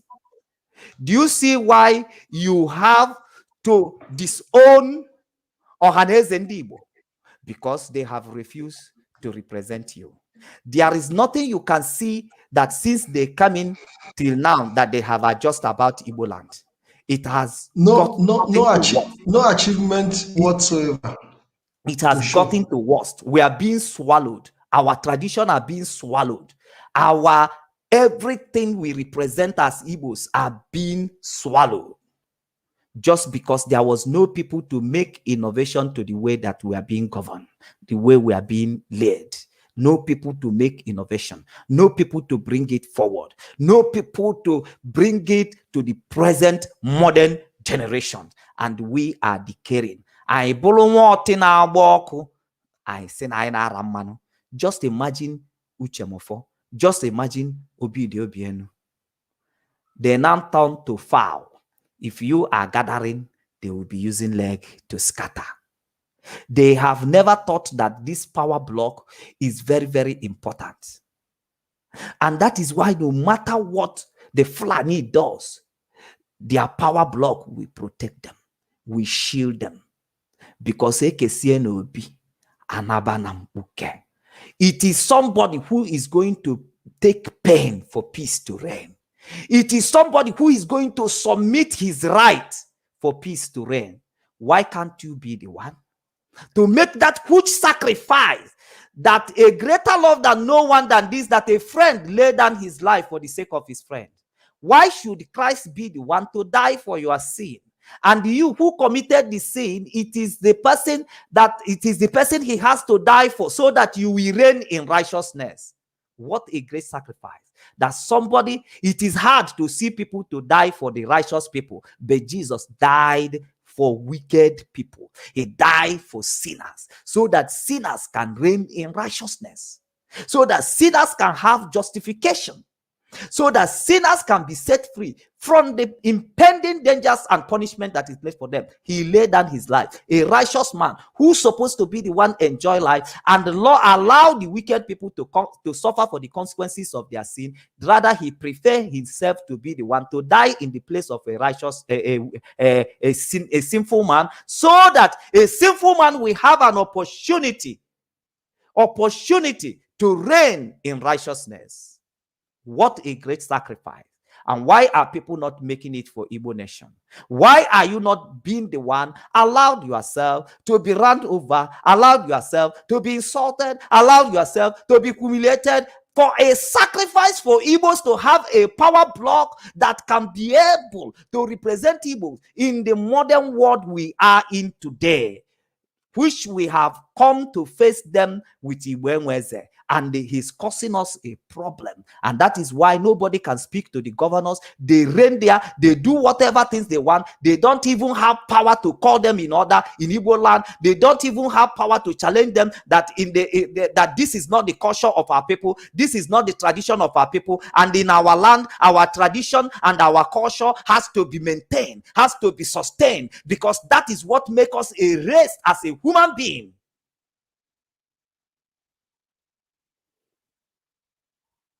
Thank you, Mazi Pat. Mazi, thank you very much. You have done a great job. Making me part of this program. Thank you very much, Mazi. I really appreciate your presence. Unfortunately, I already established the link where people can come in. Today, I don't think we'll be taking any calls. We spent over 2 hours. Maybe we'll have to leave the call for tomorrow. We'll be giving our people the opportunity to call in tomorrow to make their contributions. And also for those who want to join us on the live stream, I'll be making the link available as well tomorrow. So Mazi Solomon, and at this point in time, what you are saying is that this new generation have decided to take their destiny in their hand by trying to build this the leadership block that can lead the Eastern region in the right direction. And that has been shown by the establishment of the Eastern Security Network. There is no other better leadership than what we've seen in the Eastern Security Network.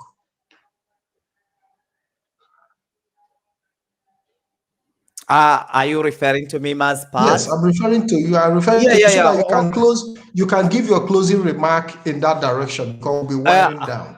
Exactly. There is nothing that I could say that I have not said.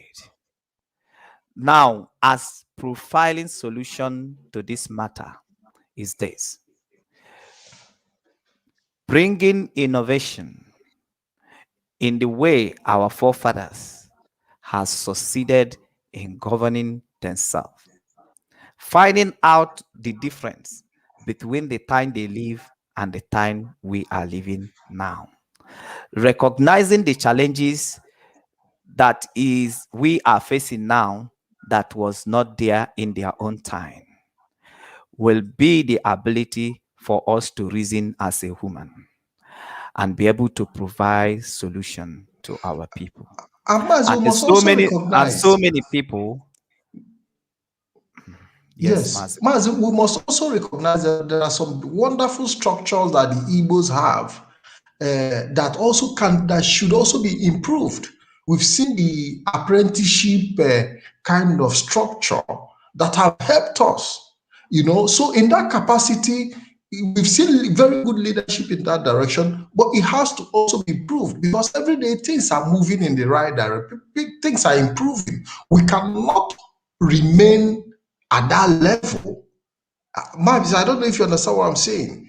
Yes, what you Especially are saying. with the trend of technology. For example, I'm only giving an example, so we don't miss the point here.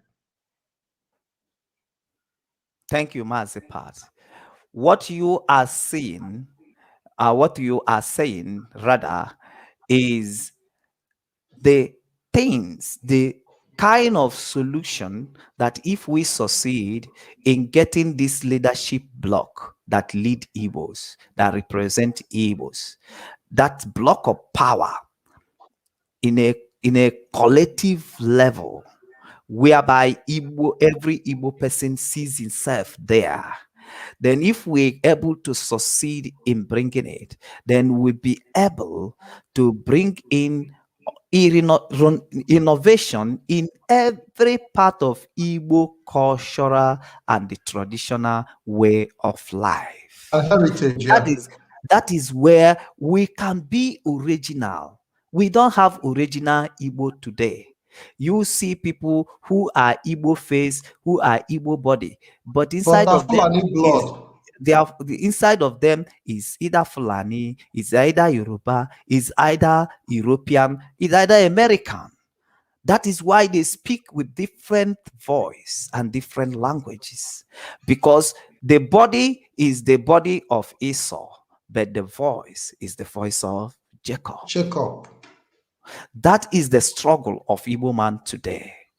That you see Igbo man who resemble Igbo man, but inside of him is a Western man, is one Igbo man, is a one American.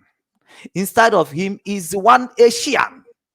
The original Igbo man is hard to be found these days because we have failed in the leadership of Igbos. We have failed to maintain our culture and tradition. We have failed to fashion it to be our way of life so that we always fall back to it. And that is where we remain original Igbo man. So you can say that Obiano is in governor of Anambra State as Igbo man. But now, Obiano might have a look of Igbo man, born of Igbo man and woman, but Obiano is the American. He can never be able to figure out what a problem of Igbo man is and how to solve it. So these are solutions we are profiling. All these power block I've mentioned today, make your investigation about them. Verified about them. Igbo World Congress, verified about them. Verified about IPOP. Find out truth by yourself. Don't be a side talk listener. Find out by yourself. At what extent does IPOP represent Igbo? On what extent did they represent Biafra? On what extent did they represent old Eastern regions? Make your research. This is the kind of power block we need, which are calling indigenous owners.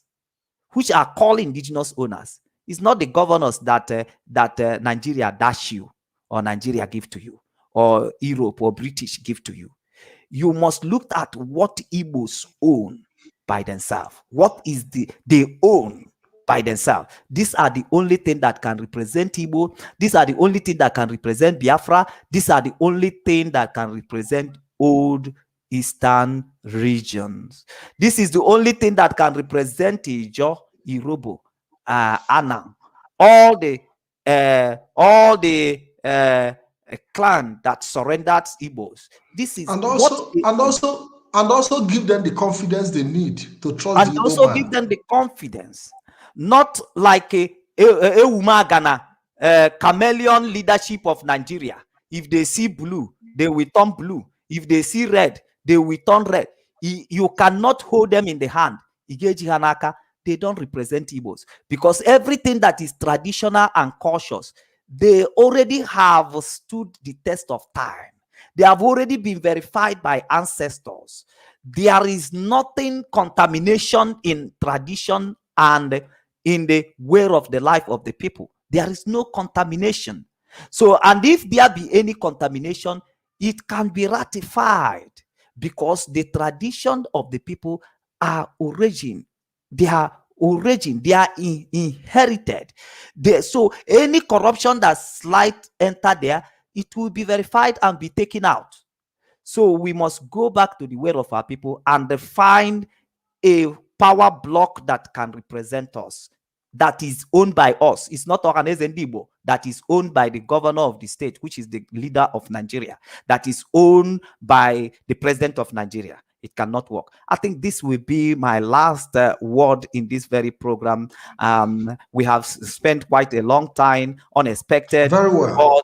But as long as it's for our people, it's worth it. So you will hear from me again tomorrow when Maazepat will choose to bring me back into this very program. We are telling you the problem and we're also providing solution to you. Thank you. Until I come your way. Thank you very much. Thank you for being here. Thank you very much. I want to say thank you to each and every one of us for being here. I want to say thank you for your patience. I want to say thank you for standing with us till this moment, till the end. Tomorrow we'll be coming back on this same topic. I will be taking it from a different perspective. I will also be alive. In fact, tomorrow we want to dedicate it to you, Biafrans, all over the world, to call in, be part of this program on the live stream. We want you to be here. I'll be making the link available so that you can participate. I want to say thank you for being here. Thank you for spending all the time with us. It's already 20 minutes past 1 a.m. here in Veneto, Italy, and it's my pleasure to have you. Until we meet again, my name is Patrick DK, and I want to say have a wonderful morning, afternoon, and night, wherever you might be. May God bless you all. In the name of Chukwuki Kabiama. He said,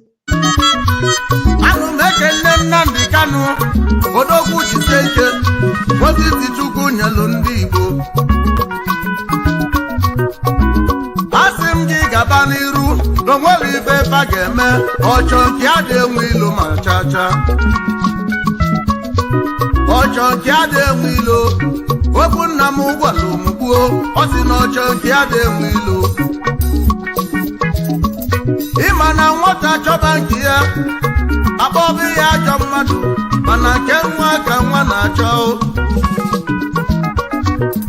Chukwu okike ekwe n'azụ Chukwu okike so ga-eje n'onwere ife ndị ya ga-eme